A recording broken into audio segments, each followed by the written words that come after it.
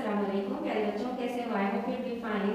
आज मैं आपके सामने जो टॉपिक लेकर आई हूँ उसका नाम सुन के आप नहीं घबराना, क्योंकि वो आपकी रियल लाइफ से काफी करीब है और उसको हम कहते हैं gradient of a straight line. अब आप कहेंगे ये ग्रेडियंट क्या होता है?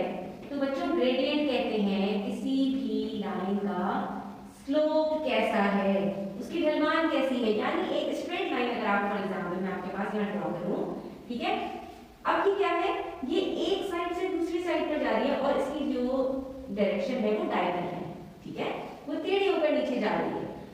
इसी तरह से एक लाइन आप देख सकते हैं वो इस तरह से भी नीचे की तरफ जा सकती है, ठीक है। तो अब आपसे यहाँ पर मैं अगर पूछूं कि इस लाइन का स्लोप क्या है, तो उसी को हम कहते हैं gradient of this straight line. अब इसको हम क्यों फाइंड आउट करते हैं, कैसे फाइंड आउट करते हैं, आज की इस वीडियो में हम शुरू से लेकर आगे तक इसी के बारे में बात करने वाले हैं। तो सबसे पहली बात बच्चों, आप ये समझ लो कि किसी भी स्ट्रेट लाइन का जो ग्रेडियंट होता है, जो उसका स्लोप होता है, वो हमें ये बताता है कि जब इन दो पॉइंट्स को हम यहाँ पर लेंगे। सबसे पहली बात आप ये समझ लो बच्चों, कोई भी जो लाइन होती है ना, उसके दो पॉइंट्स ऐसे होते हैं जिसको हम इमेजिन करते हैं, सोचते हैं कि ये इस लाइन के आखिरी पॉइंट्स हैं। क्यों? क्योंकि लाइन जब एक दफा शुरू हो जाती है ना, तो उसके कोई एंडिंग पॉइंट्स नहीं होते। हाँ, जिसको हम लाइन सेगमेंट कहते हैं, उसका एक एंडिंग पॉइंट होता है और एक स्टार्टिंग पॉइंट होता है, ठीक है, लेकिन उसको एरो से डिनोट किया जाता है।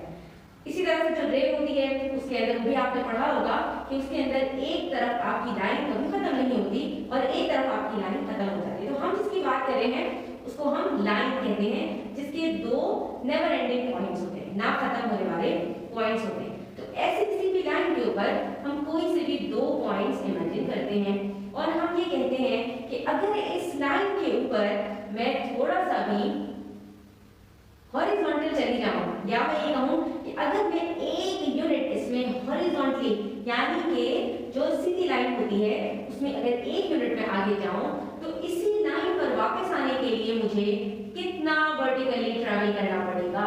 तो इस रेशो को हमें कौन बताता है? इस रेशो को हमें ये ग्रेडियंट बताता है। यानी एक लाइन के ऊपर अगर मैं हॉरिजॉन्टली ट्रैवल की हूं, तो वापस आने के लिए उस लाइन के ऊपर मैं कितना वर्टिकली ट्रैवल करूंगी, ठीक है। तो बच्चों, इसको हम करने के लिए क्या कहते हैं कि हम एक रेशो कैलकुलेट करते हैं, जिसको हम डिनोट करते हैं m से, और इसको कैलकुलेट करने के लिए हमें दो वैल्यूज चाहिए होती हैं, जिसको हम कहते हैं y2 - y1 x2 - x1, ठीक है। अब आप कहेंगे ये y2 और y1, x2 और x1 ये हमारे पास कहां से आ जाता है? तो बच्चों, ये हमारे पास ऐसे आता है कि जब भी कोई लाइन होती है तो उसको हम ड्रॉ करते हैं किसी भी कार्टेशियन प्लेन के ऊपर, जिसको हम क्वाड्रेंट भी कहते हैं, जिसके अंदर एक हमारे पास होता है x एक्सिस और दूसरा हमारे पास होता है y एक्सिस, ठीक है। और ये जहां पर ये दोनों लाइंस मीट करती हैं उसको हम ओरिजिन कहते हैं, ठीक है। अब यहां से अगर मैं कहूं कि मेरी एक लाइन है जिसके अंदर मेरे पास x एक्सिस के ऊपर कुछ पॉइंट्स हैं और y एक्सिस के ऊपर भी मेरे पास कुछ पॉइंट्स हैं, ठीक है। अब ये जो मेरे पास स्ट्रेट लाइन दी हुई है, इसके अंदर मेरे पास एक स्टार्टिंग पॉइंट है और एक मेरे पास एंडिंग पॉइंट है। तो अगर मैं स्टार्टिंग पॉइंट की बात करूं तो ये भी x एक्सिस के ऊपर आप देख सकते हैं कि लाइन कर रही है 2 यूनिट्स के ऊपर, ठीक है। तो यहाँ पर मेरे पास ये क्या है, x1 y1, ठीक है। यानी यहाँ पर एक x की वैल्यू होगी और एक y की वैल्यू होगी। तो x की वैल्यू क्या नजर आ रही है मुझे यहाँ पर? 2 नजर आ रही है, मैं यहाँ 2 लिख दूंगी, और y की क्या वैल्यू मुझे यहाँ नजर आ रही है? 7 नजर आ रही है। तो ये मेरे पास हो गया x1 y1। और यही लाइन जब आगे ट्रेवल करती हुई जाएगी तो इसके पास जो दूसरा पॉइंट आएगा वहां पर मैं देखूंगी कि x कहां तक ट्रेवल कर चुका है। तो हम देख सकते हैं कि ये 4 यूनिट्स तक पहुंच चुका है। तो मेरे पास ये x2 है 4 और यहाँ पर y कितना ट्रेवल कर चुका है, यानी मैं वर्टिकली कितना आ चुकी हूँ, तो आप देख सकते हैं कि यहाँ पर मैं 2 तक आ चुकी हूँ। इसका मतलब ये हुआ बच्चों कि हम इन दोनों पॉइंट्स को x1 y1 को और x2 y2 को उठाएंगे, इस फॉर्मूले में पुट करेंगे और अपना ग्रेडियंट कैलकुलेट करेंगे, ठीक है। तो अगर मैं यहाँ पर इसी इन्हीं पॉइंट्स को लेकर अपना ग्रेडियंट कैलकुलेट करूं तो किस तरह से करूंगी? मेरा y2 कितना है, यहाँ पर 2 है, y1 कितना है, 7 है, x2 कितना है मेरे पास, 4 है, और x1 मेरे पास 2 है। अब हम इसी को कैलकुलेट कर लेते हैं। 2 - -5, 4 - 2 gives me 2। तो यहाँ पर हमारा ग्रेडियंट m है जो एक रेशियो को बता रहा है, जो इस चेंज को बता रहा है कि जब भी x एक्सिस के ऊपर एक लाइन हॉरिजॉन्टली 2 यूनिट्स चेंज होगी, हर 2 यूनिट्स चेंज होने पर जो उसका y एक्सिस है, जो उसका दूसरा एक्सिस है, यानी कि जो कि उसकी वर्टिकल लाइन है, वो कितना चेंज होगी, वो -5 यूनिट्स चेंज होगी। तो आप याद रखो इस चीज को कि जब भी आपके पास एक लाइन आपकी राइट साइड के ऊपर मूव होती है तो आपका जो ग्रेडियंट आता है वो माइनस में आता है, ठीक है। और रियल लाइफ की अगर मैं बात करूं तो बच्चों वहां पर हमारे पास जो ग्रेडियंट्स होते हैं वो ज्यादातर 1 से छोटे होते हैं। वो इस चीज को बताते हैं कि हमारे पास जो स्लोप है वो बहुत ही कम है। अगर मैं आपको रियल लाइफ की एग्जांपल दूं यहाँ पर तो हम देख सकते हैं कि यूके में वहां पर साइन बोर्ड्स के ऊपर स्लोप बना होता है और उसमें लिखा होता है फॉर एग्जांपल 3:1, ठीक है। ये एक स्टीप को शो करता है और ये बताता है 3:1।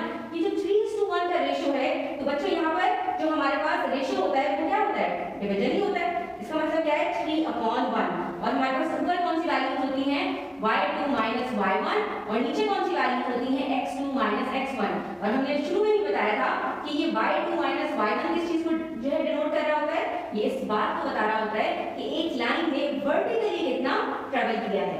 और x2 - x1 क्या बता रहा होता है, एक लाइन ने हॉरिजॉन्टली कितना ट्रैवल किया है। तो यहाँ पर ये बता रहे हैं for every 1 unit horizontally travel करने के चक्कर में 3 यूनिट्स वर्टिकली ट्रैवल करना पड़ेगा इस लाइन को। तो इसका मतलब ये हुआ कि हर 3 यूनिट्स के ऊपर